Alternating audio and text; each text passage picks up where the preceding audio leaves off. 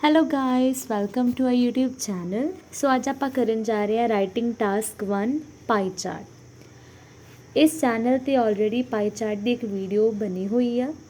ਤੁਸੀਂ ਪਾਈ ਚਾਰਟ ਦੀ ਹੋਰ ਪ੍ਰੈਕਟਿਸ ਕਰਨ ਦੇ ਲਈ ਉਹ ਵੀਡੀਓ ਵੀ ਜ਼ਰੂਰ ਜਾ ਕੇ ਦੇਖ ਸਕਦੇ ਹੋ। ਉਹ ਤੁਹਾਡੇ ਲਈ ਬਹੁਤ ਬੈਨੀਫੀਸ਼ੀਅਲ ਹੋਏਗੀ। ਸੋ ਸਟਾਰਟ ਕਰਦੇ ਹਾਂ ਅੱਜ ਦਾ ਰਾਈਟਿੰਗ ਟਾਸਕ 1 ਪਾਈ ਚਾਰਟ। ਸਭ ਤੋਂ ਪਹਿਲਾਂ ਰਾਈਟਿੰਗ ਟਾਸਕ ਲਿਖਣ ਦੇ ਲਈ ਆਪਾਂ ਕੀ ਆ 4 BP ਬਣਾਉਂਦੇ ਹਾਂ। ਸਭ ਤੋਂ ਪਹਿਲਾਂ introduction, body paragraph 1, body paragraph 2 and overall. Writing task ਦੇ ਵਿੱਚ ਕਿਹੜੀਆਂ ਚੀਜ਼ਾਂ ਨੂੰ ਫੋਲੋ ਕਰਨਾ ਹੁੰਦਾ ਹੈ ਉਸ ਦੇ ਉੱਪਰ ਵੀ ਇੱਕ ਸਪੈਸ਼ਲ ਵੀਡੀਓ ਬਣੀ ਹੋਈ ਆ। ਤੁਸੀਂ ਇਹ ਚੈਨਲ ਦੇ ਵੀਡੀਓਜ਼ ਲਿਸਟ ਵਿੱਚ ਜਾ ਕੇ ਰਾਈਟਿੰਗ ਟਾਸਕ 1 ਬਰੀਫ ਇੰਟਰੋਡਕਸ਼ਨ ਦੇਖ ਸਕਦੇ ਹੋ ਕਿ ਕਿੱਥੇ ਕੀ ਯੂਜ਼ ਕਰਨਾ ਹੈ। ਸੋ ਇਸ ਵੀਡੀਓ ਦੇ ਵਿੱਚ ਆਪਾਂ ਪ੍ਰੈਕਟਿਸ ਕਰਨ ਜਾ ਰਹੇ ਹਾਂ ਪਾਈ ਚਾਰਟ ਦੀ। ਸੋ ਦੇਖਦੇ ਹਾਂ ਆਪਾਂ ਸਟੇਟਮੈਂਟ ਨੂੰ। ਸਟੇਟਮੈਂਟ ਆ the pie charts below show the average household expenditures in Japan and Malaysia in the year 2010। Statement ਆਪਾਂ ਨੂੰ ਦਿੱਤੀ ਹੋਈ ਆ ਕਿ ਪਾਈ ਚਾਰਟਸ, 2 ਪਾਈ ਚਾਰਟ ਨੇ ਆ ਜਿਹੜੇ ਸਰਕਲ ਵਾਲੇ ਬਣੇ, ਇਹਨਾਂ ਨੂੰ ਪਾਈ ਚਾਰਟਸ ਕਹਿੰਦੇ ਨੇ। ਹੁਣ 2 ਪਾਈ ਚਾਰਟਸ ਵਿੱਚ ਆਪਾਂ ਨੂੰ ਕੀ ਡੇਟਾ, ਕੀ ਇਨਫੋਰਮੇਸ਼ਨ, ਕੀ ਜਾਣਕਾਰੀ ਮਿਲਦੀ ਪਈ ਆ ਕਿ ਜਾਪਾਨ ਅਤੇ ਮਲੇਸ਼ੀਆ ਦੇ ਵਿੱਚ 2010, ਸਿਰਫ ਆਪਾਂ ਨੂੰ 1 ਸਾਲ ਦਾ ਡੇਟਾ ਦਿੱਤਾ ਉਹਨਾਂ ਨੇ। 2010 ਦੇ ਵਿੱਚ ਜਿਹੜੇ ਖਰਚੇ ਹੋਏ ਆ ਉੱਥੇ, ਠੀਕ ਆ, ਐਕਸਪੈਂਡੀਚਰ ਮਤਲਬ ਖਰਚੇ, ਉਹਨਾਂ ਬਾਰੇ ਉਹਨਾਂ ਨੇ ਆਪਾਂ ਨੂੰ ਕੀ ਆ ਜਾਣਕਾਰੀ ਦਿੱਤੀ ਆ। ਕਹਿਣ ਦਾ ਭਾਵ ਇਹ ਕਿ ਜਿਹੜੇ ਪਾਈ ਚਾਰਟਸ ਦੇ ਵਿੱਚ ਆਪਾਂ ਨੂੰ ਦਿੱਤਾ ਹੋਇਆ housing, transport, food, health care, other goods and services, ਇਹ 5 ਕੈਟਾਗਰੀਜ਼ ਆ ਜਿਨ੍ਹਾਂ ਦੇ ਉੱਪਰ ਕੀ ਆ ਜਾਪਾਨ ਅਤੇ ਮਲੇਸ਼ੀਆ ਦੇ ਲੋਕਾਂ ਨੇ ਕੀ ਆ ਪੈਸੇ ਆਪਣੇ ਖਰਚੇ ਆ। ਕਦੋਂ ਖਰਚੇ ਆ? 2010 ਦੇ ਵਿੱਚ। ਅਤੇ ਇਹਨੂੰ ਆਪਾਂ ਕੀ ਆ ਐਕਸਪਲੇਨ ਕਰਕੇ ਦੱਸਣਾ ਹੈ। ਸੋ ਆਪਾਂ ਸਟਾਰਟਿੰਗ ਕਰਾਂਗੇ। ਸਭ ਤੋਂ ਪਹਿਲਾਂ ਦੇਖਾਂਗੇ ਫਾਰਮੈਟ ਕੀ ਆ। ਫਾਰਮੈਟ ਦੇ according introduction, body paragraph 1, body paragraph 2 and and 'ਤੇ ਓਵਰਆਲ। ਫਸਟ BP ਬਣੇਗਾ ਇੰਟਰੋਡਕਸ਼ਨ ਦਾ। ਇੰਟਰੋਡਕਸ਼ਨ ਦੇ ਵਿੱਚ ਆਪਾਂ ਕੀ ਆ 3W ਨੂੰ ਫੋਲੋ ਕਰਨਾ ਹੁੰਦਾ ਹੈ। ਵਟ ਮਤਲਬ ਕਿਹੜੀ ਚੀਜ਼ ਬਾਰੇ ਆਪਾਂ ਗੱਲ ਕਰਨ ਦੇ ਆ, ਇੱਥੇ ਗੱਲ ਕਰਨ ਦੇ ਆਪਾਂ ਖਰਚਿਆਂ ਬਾਰੇ। ਵੇਅਰ ਕਿੱਥੇ? ਜਾਪਾਨ ਅਤੇ ਮਲੇਸ਼ੀਆ ਦੇ ਵਿੱਚ। ਕਦੋਂ? 2010 ਦੇ ਵਿੱਚ। ਸੋ ਆਪਾਂ 3W ਫੋਲੋ ਕਰਕੇ ਇੰਟਰੋਡਕਸ਼ਨ ਲਿਖਣੀ ਹੁੰਦੀ ਹੈ। ਜਿਵੇਂ ਮੈਂ ਪਿਛਲੀ ਵੀਡੀਓ ਦੇ ਵਿੱਚ ਦੱਸਿਆ ਕਿ ਇੱਕ ਲਾਈਨ ਜਿਹੜੀ ਆਪਾਂ ਹਰ ਇੱਕ ਟਾਸਕ 1 ਦੇ ਉੱਪਰ ਲਿਖ ਸਕਦੇ ਹਾਂ ਇੰਟਰੋਡਕਸ਼ਨ ਦੇ ਵਿੱਚ। ਉਹ ਲਾਈਨ ਹੈਗੀ ਆ the ranked pie charts highlight the data about. ਇੱਥੋਂ ਤੱਕ ਲਾਈਨ ਕੀ ਆਪਾਂ ਕਿਸੇ ਵੀ ਟਾਸਕ 1 ਦੇ ਵਿੱਚ ਲਿਖ ਸਕਦੇ ਹਾਂ।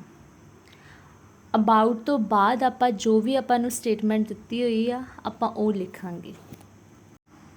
ਸੋ ਸਭ ਤੋਂ ਪਹਿਲਾਂ ਆਪਾਂ ਲਿਖ ਲਿਆ ਦ ਰੈਂਡਡ ਪਾਈ ਚਾਰਟਸ। ਸਟੇਟਮੈਂਟ ਦੇ ਵਿੱਚ ਦਿੱਤਾ ਹੈ ਦ ਪਾਈ ਚਾਰਟਸ। ਫਿਰ ਆਪਾਂ ਲਿਖ ਲਿਆ ਹਾਈਲਾਈਟ ਦ ਡੇਟਾ ਅਬਾਊਟ। ਉਹਨਾਂ ਨੇ ਦਿੱਤਾ ਹੋਇਆ ਹੈ show the average household expenditure in Japan and Malaysia in the year 2010। ਆਪਾਂ ਲਿਖ ਦਿੱਤਾ ਹੈ The randed pie charts highlight the data about the proportion of money. Proportion ਦਾ ਮਤਲਬ ਕੀ ਹੈ? ਪਰਸੈਂਟੇਜ। ਸਿੰਨੋਨਿਮਸ ਯੂਜ਼ ਕੀਤਾ ਆਪਾਂ ਪਰਸੈਂਟੇਜ ਦਾ। ਹੁਣ ਉਹਨਾਂ ਨੇ ਲਿਖਿਆ ਐਕਸਪੈਂਡੀਚਰ ਮਤਲਬ ਖਰਚੇ, ਆਪਾਂ ਲਿਖਤਾ ਮਨੀ ਸਪੈਂਟ। ਉਹਨਾਂ ਨੇ ਲਿਖਿਆ ਹਾਊਸ ਹੋਲਡ ਦੇ ਉੱਪਰ, ਆਪਾਂ ਲਿਖਤਾ 5 ਡਿਫਰੈਂਟ ਕੈਟਾਗਰੀਜ਼। ਹੁਣ ਜਾਪਾਨ ਅਤੇ ਮਲੇਸ਼ੀਆ ਕੰਟਰੀਜ਼ ਦੇ ਨੇਮ ਐਜ਼ ਇਟ ਇਜ਼ ਰਹਿਣਗੇ। ਫਿਰ ਆਪਾਂ ਲਿਖ ਦਾਂਗੇ ਇਨ 2010। ਇਹਦਾ ਮਤਲਬ ਇਹ ਆ ਕਿ ਰੈਂਡਡ ਗਿਵਨ। ਰੈਂਡਡ ਦਾ ਮਤਲਬ ਹੁੰਦਾ ਗਿਵਨ ਕਿ ਜਿਹੜੀ ਚੀਜ਼ ਆਪਾਂ ਨੂੰ ਦਿੱਤੀ ਗਈ ਆ ਕਿ ਜਿਹੜੇ 2 ਪਾਈ ਚਾਰਟਸ ਆ ਉਹ ਹਾਈਲਾਈਟ ਕਰਦੇ ਪਏ ਆ, ਦਰਸਾ ਰਹੇ ਆ ਜਾਣਕਾਰੀ। ਡੇਟਾ ਮਤਲਬ ਜਾਣਕਾਰੀ ਕਿਹਦੇ ਬਾਰੇ? ਮਨੀ, ਪੈਸੇ ਜਿਹੜੇ ਖਰਚ ਹੋਏ ਆ 5 ਅਲੱਗ ਤਰ੍ਹਾਂ ਦੀਆਂ ਚੀਜ਼ਾਂ ਦੇ ਉੱਪਰ ਜਾਪਾਨ ਅਤੇ ਮਲੇਸ਼ੀਆ ਦੇ ਵਿੱਚ 2010 ਦੇ ਵਿੱਚ। ਸੋ ਇਹ ਸੀ ਕਿ ਆਪਣੀ ਇੰਟਰੋਡਕਸ਼ਨ। ਹੁਣ ਆਪਾਂ ਲਿਖਦੇ ਹਾਂ ਬੋਡੀ ਪੈਰਾਗ੍ਰਾਫ 1।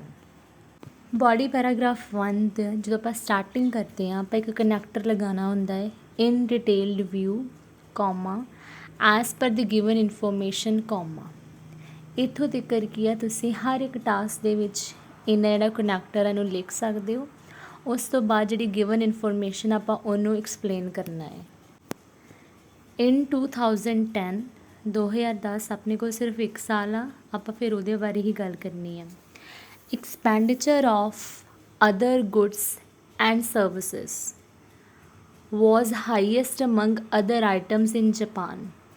ਮਤਲਬ ਜਿਹੜੇ ਖਰਚੇ ਸੀ ਅਦਰ ਗੁੱਡਸ ਐਂਡ ਸਰਵਿਸਿਜ਼ 'ਤੇ ਉਹ ਕੀ ਹੈ ਜਾਪਾਨ ਦੇ ਵਿੱਚ ਜਿੰਨੇ ਵੀ 5 ਕੈਟੇਗਰੀਜ਼ ਆ ਉਹਨਾਂ ਵਿੱਚੋਂ ਕੀ ਆ ਹਾਈਐਸਟ ਹੀ ਸਭ ਤੋਂ ਜ਼ਿਆਦਾ ਜਾਪਾਨ ਨੇ ਕੀ ਹੈ ਖਰਚਾ ਕੀਤਾ ਹੈ, ਉਹ ਕੀਤਾ ਹੈ ਗੁੱਡਸ ਐਂਡ ਸਰਵਿਸਿਜ਼ 'ਤੇ। As it comprised of 29%। ਹੁਣ ਦੇਖੋ ਜਾਪਾਨ ਦੇ ਵਿੱਚ ਸਭ ਤੋਂ ਜ਼ਿਆਦਾ ਕਿੰਨੀ ਪਰਸੈਂਟੇਜ ਆ 29 ਕਿੰਦੀ ਆ ਅਦਰ ਗੁੱਡਸ ਐਂਡ ਸਰਵਿਸਿਜ਼ ਦੀ। ਸੋ ਆਪਾਂ ਨਾਲ ਹੀ ਦੱਸ ਦਿੱਤਾ ਕਿ ਉਹ ਪਹਿਲਾਂ ਦੱਸਿਆ ਕਿ ਉਹ ਹਾਈਐਸਟ ਆ, ਜਾਪਾਨ ਨੇ ਸਭ ਤੋਂ ਜ਼ਿਆਦਾ ਖਰਚਾ ਕਿਹਦੇ ਉੱਪਰ ਕੀਤਾ ਅਦਰ ਗੁੱਡਸ ਐਂਡ ਸਰਵਿਸਿਜ਼ ਦੇ ਉੱਪਰ, ਅਤੇ ਉਹਦੇ ਨਾਲ ਕਿ ਆਪਾਂ ਦੱਸ ਦਿੱਤਾ ਕਿ ਇਹਦੀ ਪਰਸੈਂਟੇਜ ਕਿੰਨੀ ਸੀ। ਨੈਕਸਟ ਆਪਾਂ ਦੱਸਤਾ ਮਲੇਸ਼ੀਆ ਨਾਲ ਹੀ। ਸੋ ਜਦੋਂ ਵੀ ਆਪਾਂ BP ਲਿਖਣਾ ਹੈ ਆਪਾਂ ਕੀ ਕੰਪੈਰੀਜ਼ਨ ਕਰਨਾ ਹੈ, ਇਹ ਨਹੀਂ ਕਿ ਪਹਿਲੇ BP 'ਚ ਤੁਸੀਂ ਸਾਰਾ ਜਾਪਾਨ ਲਿਖ ਦਿਓ ਅਤੇ ਦੂਜੇ BP ਦੇ ਵਿੱਚ ਤੁਸੀਂ ਸਾਰਾ ਮਲੇਸ਼ੀਆ ਲਿਖ ਦਿਓ, ਨਹੀਂ ਇੱਦਾਂ ਬਿਲਕੁਲ ਨਹੀਂ ਕਰਨਾ। ਦੋਨਾਂ ਨੂੰ ਆਪਾਂ ਸਾਥ ਸਾਥ ਲੈ ਕੇ ਚੱਲਣਾ ਹੈ। ਜਿਹੜੀ ਚੀਜ਼ ਆਪਾਂ ਜਾਪਾਨ ਦੀ ਐਕਸਪਲੇਨ ਕਰਨ ਦੇ ਆ ਉਹ ਚੀਜ਼ ਕੀ ਆਪਾਂ ਮਲੇਸ਼ੀਆ ਦੀ ਐਕਸਪਲੇਨ ਕਰਨੀ ਆ। ਫਿਰ ਨਾਲ ਹੀ ਲਿਖ ਦਿੱਤਾ ਜਿਹਦੇ ਕਰਕੇ and it was 26% in Malaysia, ਕਿ ਮਲੇਸ਼ੀਆ ਦੇ ਲੋਕਾਂ ਨੇ ਕਿੰਨਾ ਖਰਚਾ ਕੀਤਾ ਹੈ ਗੁੱਡਸ ਐਂਡ ਸਰਵਿਸਿਜ਼ ਦੇ ਉੱਪਰ 26%। ਸੋ ਇਹ ਸੀ ਆਪਣਾ ਇੱਕ ਪੁਆਇੰਟ। ਸੋ ਜਦੋਂ ਵੀ ਤੁਸੀਂ BP ਸਟਾਰਟ ਕਰਦੇ ਹੋ ਸਭ ਤੋਂ ਸੌਖਾ ਤਰੀਕਾ ਹੈ ਕਿ ਜਿਹੜੀ ਹਾਈਐਸਟ ਟਰਮ ਆ ਚਾਹੇ ਉਹ ਤੁਸੀਂ ਜਾਪਾਨ ਦੀ ਚੱਕ ਲਓ ਚਾਹੇ ਉਹ ਮਲੇਸ਼ੀਆ ਦੀ ਚੱਕ ਲਓ, ਸਭ ਤੋਂ ਪਹਿਲਾਂ ਹਾਈਐਸਟ ਵੇਖ ਲਓ, ਫਿਰ ਜਿਹੜੀ ਸਟੇਟਮੈਂਟ ਤੁਸੀਂ ਚੱਕੀ ਆ ਉਹੀ ਦੂਜੇ ਦੀ ਚੱਕਣੀ ਹੈ, ਚਾਹੇ ਉਹ ਦੂਜੇ ਦੀ ਸਟੇਟਮੈਂਟ ਹਾਈਐਸਟ ਆ ਚਾਹੇ ਲੋਐਸਟ ਆ, ਬਟ ਪਹਿਲਾਂ ਤੁਸੀਂ ਕੀ ਹਾਈਐਸਟ ਵੱਲ ਜਾਓ। ਜਿੱਦਾਂ ਜਾਪਾਨ ਦੀ ਆਪਾਂ ਹਾਈਐਸਟ ਵੇਖ ਲਈ ਗੁੱਡਸ ਐਂਡ ਸਰਵਿਸਿਜ਼, ਆਪਾਂ ਕੀ ਆ ਹਾਈਐਸਟ ਲਿਖ ਦਿੱਤੀ, ਬਟ ਉਹ ਮਲੇਸ਼ੀਆ ਦੇ ਵਿੱਚ ਹਾਈਐਸਟ ਨਹੀਂ ਆ, ਮਲੇਸ਼ੀਆ ਦੇ ਵਿੱਚ ਕੋਈ ਹੋਰ ਆਈਟਮ ਹਾਈਐਸਟ ਆ। ਠੀਕ ਹੈ, ਫਿਰ ਕੀ ਆਪਾਂ ਜਦੋਂ ਦੂਜਾ ਪੁਆਇੰਟ ਲਿਖਣਾ ਹੈ ਆਪਾਂ ਹਮੇਸ਼ਾ ਕਨੈਕਟਰ ਲਗਾਉਣਾ ਹੈ। ਹੁਣ ਮਲੇਸ਼ੀਆ ਤੋਂ ਬਾਅਦ ਲਿਖਿਆ ਹੋਇਆ ਨਾ ਹਾਊਐਵਰ ਦਾ ਮਤਲਬ ਹੁੰਦਾ ਪਰ। However in Malaysia most of the money was spent on housing. ਕਹਿੰਦੇ ਜਾਪਾਨ ਦੇ ਵਿੱਚ ਚਾਹੇ ਗੁੱਡ ਐਂਡ ਸਰਵਿਸਿਜ਼ ਦੇ ਉੱਪਰ ਕੀ ਆ ਸਭ ਤੋਂ ਜ਼ਿਆਦਾ ਕੀ ਆ ਖਰਚਾ ਆਇਆ ਹੈ, ਪਰ ਮਲੇਸ਼ੀਆ ਦੇ ਵਿੱਚ ਸਭ ਤੋਂ ਜ਼ਿਆਦਾ ਪੈਸਾ ਕਿਹਦੇ ਉੱਪਰ ਖਰਚਿਆ ਗਿਆ ਹਾਊਸਿੰਗ ਦੇ ਉੱਪਰ, ਜਿਹੜਾ ਕਿੰਨਾ ਹੈ ਹੁਣ ਦੱਸ ਦਾਂਗੇ ਆਪਾਂ ਕਿੰਨੇ ਪਰਸੈਂਟ ਆ, which was slightly more than 1/3 of the total percentage. ਹੁਣ 1/3 ਦਾ ਮਤਲਬ ਹੁੰਦਾ ਹੈ 33%। ਠੀਕ ਆ, 33% ਕਿਵੇਂ, ਹੁਣ ਜਿਵੇਂ ਲਿਖਿਆ ਨਾ 1/3 ਟੋਟਲ ਆਪਣੇ ਕੋਲ ਕੀ ਆ 100% ਆ। 100 ਨੂੰ ਆਪਾਂ 3 ਹਿੱਸਿਆਂ ਦੇ ਵਿੱਚ ਡਿਵਾਈਡ ਕਰਾਂਗੇ ਤਾਂ 33.3 ਆਵੇਗਾ, ਮਤਲਬ ਆਲਮੋਸਟ ਆਪਾਂ ਕੀ ਲੈ ਲੈਣਾ 33% ਲੈ ਲੈਣਾ। 100 ਨੂੰ ਆਪਾਂ 3 ਹਿੱਸਿਆਂ ਦੇ ਵਿੱਚ ਡਿਵਾਈਡ ਕਰਤਾ 33%। ਹੁਣ ਆਪਣੇ ਕੋਲ ਕੀ ਹੈ 34% ਆ, ਮਤਲਬ ਆਪਾਂ ਮੰਨ ਲਿਆ ਕਿ ਥੋੜ੍ਹਾ ਜਿਹਾ ਸਲਾਈਟਲੀ ਮਤਲਬ ਥੋੜ੍ਹਾ ਜਿਹਾ ਜ਼ਿਆਦਾ ਹੈ। ਮੋਰ ਲਿਖਿਆ ਨਾ ਵਿਚ was slightly more then, slightly ਮਤਲਬ ਥੋੜ੍ਹਾ ਜਿਹਾ, ਮੋਰ ਮਤਲਬ ਜ਼ਿਆਦਾ, ਕਿ ਮਤਲਬ 33% ਤੋਂ ਥੋੜ੍ਹਾ ਜਿਹਾ ਜ਼ਿਆਦਾ ਹੈ। ਠੀਕ ਹੈ, ਹੁਣ 33% ਨੂੰ ਆਪਾਂ ਕੀ ਲਿਖਦੇ ਹਾਂ 1/3। 1/3 ਕਿਵੇਂ, 100 ਨੂੰ ਆਪਾਂ 3 ਹਿੱਸਿਆਂ 'ਚ ਡਿਵਾਈਡ ਕਰ ਲਿਆ, ਉਹ ਆ ਗਿਆ 1/3। ਠੀਕ ਆ, ਉਹਨਾਂ 3 ਹਿੱਸਿਆਂ ਨੂੰ ਆਪਾਂ ਕੀ ਕਹਿ ਤਾ 1/3। ਹੁਣ 100 ਦੇ ਵਿੱਚੋਂ ਆਪਾਂ ਇੱਕ ਹਿੱਸਾ ਲਿਆ, ਮਤਲਬ 33% ਤੋਂ ਥੋੜ੍ਹਾ ਜਿਹਾ ਜ਼ਿਆਦਾ ਲੈਂਦੇ ਹਾਂ, ਅਤੇ ਉਹ ਕਿੰਨਾ ਹਿੱਸਾ ਬਣ ਜੂਗਾ 1। ਜਦੋਂ ਨੇ 66% ਲਿਖਿਆ ਹੁੰਦਾ ਆਪਾਂ ਕੀ ਕਹਿਣਾ ਸੀ 2/3। ਠੀਕ ਆ, ਸੋ ਇਸ ਤਰੀਕੇ ਦੇ ਨਾਲ ਆਪਾਂ ਕੀ 34% ਨੂੰ ਲਿਖਤਾ ਸਲਾਈਟਲੀ ਮੋਰ ਦੈਨ, ਮਤਲਬ ਥੋੜ੍ਹਾ ਜਿਹਾ ਜ਼ਿਆਦਾ ਹੈ 1/3 ਨਾਲੋਂ। ਫਿਰ ਨਾਲ ਹੀ ਕੀ ਕਰਿਆ ਆਪਾਂ, ਨਾਲ ਹੀ ਜਾਪਾਨ ਨੂੰ ਐਕਸਪਲੇਨ ਕਰ ਦਿੱਤਾ। And in Japan it was on 3rd number, ਕਿ ਜਿਹੜਾ ਖਰਚਾ ਹਾਊਸਿੰਗ 'ਤੇ ਆਇਆ ਹੈ ਜਾਪਾਨ ਦੇ ਵਿੱਚ ਉਹ ਮਤਲਬ ਤੀਜੇ ਨੰਬਰ 'ਤੇ ਹੀ, ਕਿ ਹਾਊਸਿੰਗ ਦੇ ਖਰਚਿਆਂ ਨੂੰ ਜੇ ਆਪਾਂ ਇੱਕ ਲਿਸਟ ਬਣਾਈਏ 5 ਤਰ੍ਹਾਂ ਦੀਆਂ ਆਈਟਮਸ ਆ, ਅਤੇ ਜਿਹੜੀ ਤੀਜੇ ਨੰਬਰ 'ਤੇ ਆਈਟਮ ਆ ਉਹ ਕਿਹੜੀ ਹੈਗੀ ਆ ਹਾਊਸਿੰਗ ਦੀ। ਸੋ ਤੁਸੀਂ ਦੇਖਿਆ ਹੋਣਾ ਹੈ ਕਿ ਹਰ ਇੱਕ ਲਾਈਨ ਦੇ ਵਿੱਚ ਵੇਰੀਏਸ਼ਨ ਆ, ਮਤਲਬ ਕੋਈ ਵੀ ਲਾਈਨ ਕੀ ਹੈ ਇੱਦਾਂ ਨਹੀਂ ਲੱਗਦਾ ਕਿ ਸੇਮ ਜਿਹਾ ਹੈ, ਹਰ ਇੱਕ ਲਾਈਨ ਡਿਫਰੈਂਟ ਆ। ਸੋ ਤੁਸੀਂ ਵੀ ਆਪਣੀ ਇੰਨੀ ਪ੍ਰੈਕਟਿਸ ਕਰ ਲੈਣੀ ਹੈ ਕਿ ਤੁਸੀਂ ਹਰ ਇੱਕ ਲਾਈਨ ਦੇ ਵਿੱਚ ਵੇਰੀਏਸ਼ਨ ਲੈ ਕੇ ਆਉਣੀ ਆ, ਹਰ ਇੱਕ ਲਾਈਨ 'ਚ ਸਿੰਨੋਨਿਮਸ ਯੂਜ਼ ਕਰਨੇ ਆ, ਹਰ ਇੱਕ ਪੁਆਇੰਟ ਤੋਂ ਬਾਅਦ ਕਨੈਕਟਰ ਯੂਜ਼ ਕਰਨਾ ਹੈ। ਓਕੇ, ਹੁਣ ਆਪਾਂ ਕੀ ਆ 2 ਪੁਆਇੰਟਸ ਚੰਗੀ ਤਰ੍ਹਾਂ ਐਕਸਪਲੇਨ ਕਰ ਦਿੱਤੇ। ਹੁਣ ਆਪਣੇ ਕੋਲ ਟੋਟਲ 5 ਪੁਆਇੰਟ ਆ। ਆਪਾਂ ਕੀ ਕਰਾਂਗੇ, BP1 ਦੇ ਵਿੱਚ 3 ਪੁਆਇੰਟਸ ਐਕਸਪਲੇਨ ਕਰ ਦਾਂਗੇ ਅਤੇ BP2 ਦੇ ਵਿੱਚ ਜਿਹੜੇ 2 ਪੁਆਇੰਟਸ ਰਹਿ ਗਏ ਉਹ ਐਕਸਪਲੇਨ ਕਰ ਦਾਂਗੇ। ਹੁਣ ਫਿਰ ਕੀ ਆਪਾਂ ਕਨੈਕਟਰ ਲਗਾਇਆ ਹੈ, whereas food was the second priority for the individuals of both countries. ਹੁਣ ਦੇਖੋ ਜਿਹੜਾ ਫੂਡ ਦੇ ਉੱਪਰ ਖਰਚਾ ਆਇਆ ਦੋਨੋਂ ਕੰਟਰੀਜ਼ ਦੇ ਵਿੱਚ ਕੀ ਆ, ਉਹ ਦੂਜੇ ਨੰਬਰ 'ਤੇ ਆ। ਜਾਪਾਨ ਦੀ ਗੱਲ ਕਰੀਏ ਪਹਿਲੇ ਨੰਬਰ 'ਤੇ 29% ਹੈ, ਮਤਲਬ ਸਭ ਤੋਂ ਜ਼ਿਆਦਾ ਕੀ ਆ 29% ਖਰਚਾ ਆਇਆ ਹੈ ਅਦਰ ਗੁੱਡਸ ਐਂਡ ਸਰਵਿਸਿਜ਼ ਦੇ ਉੱਪਰ। ਉਸ ਤੋਂ ਬਾਅਦ ਕੀ ਆ ਜਾਂਦਾ ਹੈ, ਫੂਡ। ਫਿਰ ਆਪਾਂ ਜੇ ਮਲੇਸ਼ੀਆ ਦੀ ਗੱਲ ਕਰੀਏ, ਮਲੇਸ਼ੀਆ ਦੇ ਵਿੱਚ 34% ਖਰਚਾ ਹੋਇਆ ਹਾਊਸਿੰਗ ਦੇ ਉੱਪਰ। ਦੂਜੇ ਨੰਬਰ 'ਤੇ ਕੀ ਆ ਜਾਂਦਾ 27% ਜਿਹੜਾ ਕਿ ਆ ਫੂਡ ਆ। ਮਤਲਬ ਕਿ ਫੂਡ ਦੋਨੋਂ ਕੰਟਰੀਜ਼ ਦੇ ਵਿੱਚ ਦੂਜੀ ਪ੍ਰਿਓਰਿਟੀ ਹੈ, ਮਤਲਬ ਦੂਜੀ ਆਪਸ਼ਨ 'ਤੇ ਰੱਖਿਆ ਲੋਕਾਂ ਨੇ ਫੂਡ ਨੂੰ। ਸੋ ਆਪਣਾ ਬੋਡੀ ਪੈਰਾਗ੍ਰਾਫ ਕੰਪਲੀਟ। ਇਹਦੇ ਵਿੱਚ ਆਪਾਂ 3 ਪੁਆਇੰਟਸ ਐਕਸਪਲੇਨ ਕੀਤੇ ਆ, ਇੱਕ ਜਾਪਾਨ ਦਾ ਹਾਈਐਸਟ, ਇੱਕ ਮਲੇਸ਼ੀਆ ਦਾ ਹਾਈਐਸਟ, ਅਤੇ ਜਿਹੜਾ ਤੀਸਰਾ ਪੁਆਇੰਟ ਆਪਾਂ ਐਕਸਪਲੇਨ ਕੀਤਾ ਉਹ ਦੋਨਾਂ ਦਾ ਸੈਕਿੰਡ ਨੰਬਰ 'ਤੇ ਆ। ਸੋ ਆਪਾਂ ਕਿ ਇੱਕ ਸਿਸਟਮੈਟਿਕ ਤਰੀਕੇ ਦੇ ਨਾਲ ਕੀ ਆ ਲਿਖ ਰਹੇ ਹਾਂ ਕਿ ਇੱਕ ਕੰਟਰੀ ਦੇ ਵਿੱਚ ਕਿਹੜਾ ਸਭ ਤੋਂ ਜ਼ਿਆਦਾ ਹੈ, ਦੂਸਰੀ ਕੰਟਰੀ ਦੇ ਵਿੱਚ ਕਿਹੜਾ ਸਭ ਤੋਂ ਜ਼ਿਆਦਾ ਹੈ, ਅਤੇ ਦੋਨੋਂ ਕੰਟਰੀਜ਼ ਦੇ ਵਿੱਚ ਦੂਜੇ ਨੰਬਰ 'ਤੇ ਕਿਹੜੇ ਆ। ਨੈਕਸਟ ਆਪਾਂ ਮੂਵ ਕਰਦੇ ਹਾਂ ਬੋਡੀ ਪੈਰਾਗ੍ਰਾਫ ਸੈਕਿੰਡ 'ਤੇ। ਇਹਦੀ ਵੀ ਆਪਾਂ ਸਟਾਰਟਿੰਗ ਇੱਕ ਕਨੈਕਟਰ ਦੇ ਨਾਲ ਕਰਨੀ ਆ, ਉਹ ਹੈਗਾ ਹੈ ਪ੍ਰੋਬਿੰਗ further. ਪ੍ਰੋਬਿੰਗ further comma in Japan, ਕੋਈ ਜਾਪੈਨ ਵੀ ਕਹਿੰਦਾ ਹੋਊਗਾ। ਸੋ ਜਿੱਦਾਂ ਮੈਂ ਹੈਬਚੁਅਲ ਇਹਨੂੰ ਕੰਟਰੀ ਨੂੰ ਪ੍ਰਨਾਊਂਸ ਕਰਨ ਦੀ, ਸੋ ਮੈਂ ਉਸ ਤਰੀਕੇ ਦੇ ਨਾਲ ਹੀ ਕਰਨ ਦੀ ਹਾਂ। In Japan comma the money spent on transportation, ਜਿਹੜਾ ਪੈਸਾ ਟਰਾਂਸਪੋਰਟੇਸ਼ਨ ਮਤਲਬ ਵਹੀਕਲਸ ਦੇ ਉੱਪਰ ਆਪਣੇ ਜਿੱਦਾਂ ਕਾਰਸ, ਬਾਈਕਸ, ਠੀਕ ਆ, ਕੋਈ ਵੀ ਵਹੀਕਲ ਆ ਜਾਂਦਾ ਆਪਣਾ ਟਰਾਂਸਪੋਰਟ ਆਉਣ ਜਾਣ ਦੇ ਸਾਧਨ, ਉਹਨਾਂ ਦੇ ਉੱਪਰ ਜਿਹੜਾ ਪੈਸਾ ਲਗਾਇਆ ਗਿਆ ਉਹ ਹੈਗਾ 1/5। ਹੁਣ ਜਿਹੜਾ ਪਿੱਛੇ ਵਰਡ ਆਉਂਦਾ ਨਾ, ਜਿਵੇਂ 1/3 ਹੀ ਥਰਡ ਆ ਗਿਆ ਅਤੇ ਆਪਾਂ 100 ਨੂੰ 3 ਹਿੱਸਿਆਂ 'ਚ ਡਿਵਾਈਡ ਕਰਤਾ। 5th ਆ ਗਿਆ ਅਤੇ ਆਪਾਂ 100 ਨੂੰ ਕੀ ਆ 5 ਹਿੱਸਿਆਂ 'ਚ ਡਿਵਾਈਡ ਕਰਤਾ। ਹੁਣ ਜੇ ਆਪਾਂ 100 ਨੂੰ 5 ਹਿੱਸਿਆਂ 'ਚ ਡਿਵਾਈਡ ਕਰਦੇ ਹਾਂ ਤਾਂ ਕਿੰਨਾ ਕਿੰਨਾ ਆਊਗਾ 20%। 1/5 ਕੀ ਆ, ਮਤਲਬ ਇੱਕ ਹਿੱਸਾ, ਮਤਲਬ ਕੀ ਆ ਗਿਆ 20%।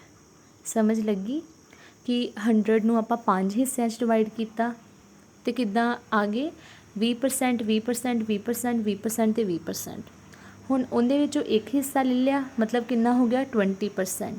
ਸੋ ਜਿੱਦਾਂ ਹੁਣ ਆਪਾਂ ਦੇਖਿਆ ਜਾਪਾਨ ਦੇ ਵਿੱਚ 20% ਲਿਖਿਆ ਹੈ, ਅਤੇ ਆਪਾਂ ਸਿੱਧਾ ਵੇਖ ਲੈਣਾ ਹੈ ਕਿ ਆਪਾਂ 100 ਨੂੰ ਕਿੰਨੇ ਹਿੱਸਿਆਂ 'ਚ ਡਿਵਾਈਡ ਕਰਾਂਗੇ ਅਤੇ 20% ਆਵੇਗਾ, ਮਤਲਬ ਇੱਕ ਪਾਰਟ।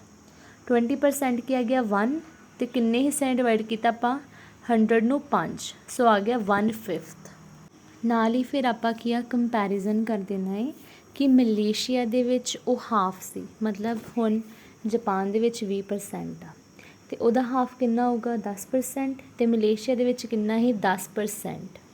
ਸੋ ਆਪਾਂ ਲਿਖਤਾ probing further in Japan the money spent on transportation was 1/5 of the spending, ਮਤਲਬ ਜਿੰਨਾ ਵੀ ਸਪੈਂਡ ਕੀਤਾ ਉਹਨਾਂ ਨੇ, ਜਿੰਨਾ ਵੀ ਖਰਚਾ ਕੀਤਾ ਉਹਦਾ 1/5 ਹੀ, ਦੈਟਸ ਮੀਨ ਕਿ 20%। And in Malaysia it was half as compare to Japan, ਅਤੇ ਮਲੇਸ਼ੀਆ ਦੇ ਵਿੱਚ ਕਿ ਉਹ ਅੱਧਾ ਸੀ, ਮਤਲਬ 10% ਸੀ ਜੇ ਆਪਾਂ ਕੰਪੈਰੀਜ਼ਨ ਕਰੀਏ ਜਾਪਾਨ ਦੇ ਨਾਲ। ਸੋ ਨੈਕਸਟ ਫਿਰ ਆਪਾਂ ਕੀ ਲਗਾਇਆ ਇੱਕ connector. While in both countries health care was least favoured type which consist of 6% in Japan and 3% in Malaysia.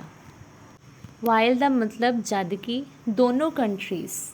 ਹੁਣ ਹੈਲਥ ਕੇਅਰ ਵੇਖੋ, ਸਭ ਤੋਂ ਘੱਟ ਪਰਸੈਂਟੇਜ ਚਾਹੇ ਜਾਪਾਨ ਦੇ ਵਿੱਚ ਵੇਖ ਲਓ, ਸਭ ਤੋਂ ਘੱਟ ਕੀ ਆ ਹੈਲਥ ਕੇਅਰ ਨੂੰ ਲੋਕਾਂ ਨੇ ਫੇਵਰ ਕੀਤਾ, ਮਤਲਬ ਪਸੰਦ ਕੀਤਾ ਉਹਨਾਂ ਦੇ ਉੱਪਰ ਖਰਚਾ ਕਰਨਾ। ਹੈਲਥ ਕੇਅਰ 'ਤੇ ਸਿਰਫ 6% ਜਿਹੜੀ ਸਪੈਂਡਿੰਗ ਕੀਤੀ ਗਈ ਹੈ, 6% ਖਰਚਾ ਕੀਤਾ ਗਿਆ ਹੈ।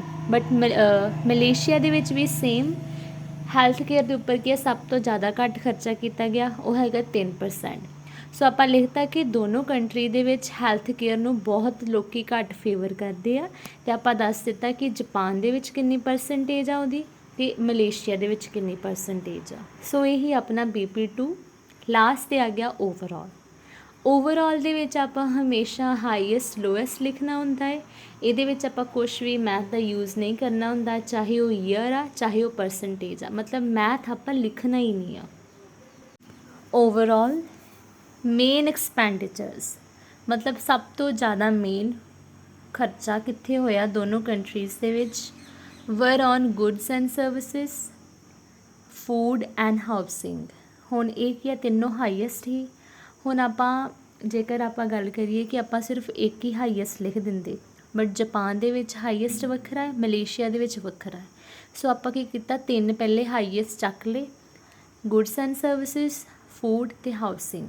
ਫਾਈਲ ਜਦ ਕਿ ਟਰਾਂਸਪੋਰਟੇਸ਼ਨ ਅਤੇ ਹੈਲਥ ਕੇਅਰ ਨੂੰ ਕੀ ਆ ਸਭ ਤੋਂ ਘੱਟ ਪ੍ਰਿਓਰਿਟੀ, ਮਤਲਬ ਉਹਨੂੰ ਸਭ ਤੋਂ ਘੱਟ ਕੀ ਆ ਅਹਿਮੀਅਤ ਦਿੱਤੀ ਗਈ ਆ।